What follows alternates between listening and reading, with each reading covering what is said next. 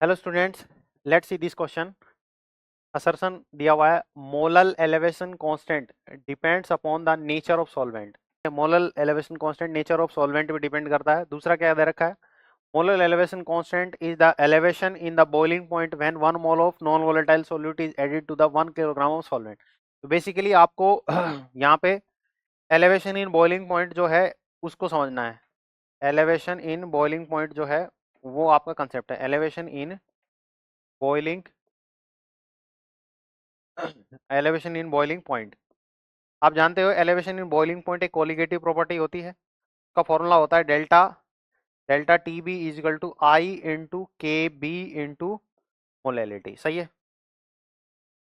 यहाँ पे आई जो होता है वो वन टॉप फैक्टर होता है।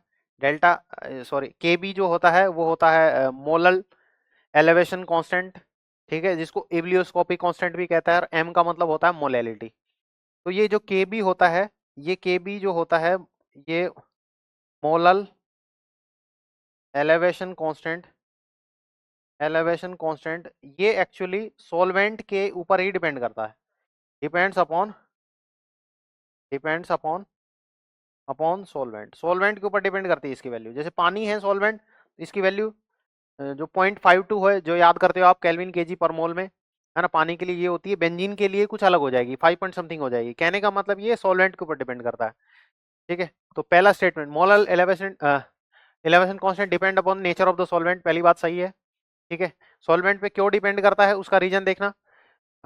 Molal elevation constant is the elevation in boiling point when 1 mole of non volatile solute is dissolved in 1 kg of the solvent।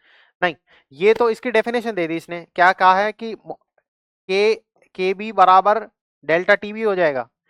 Molal elevation constant is the elevation in boiling point. Delta ये के B जो है delta T B के बराबर है। कब? जब when 1 mole of non volatile solute is dissolved in 1 kg of the solvent। तो मोलैलिटी का फॉर्मूला होता है number of moles of solute divide by weight of solvent in KG.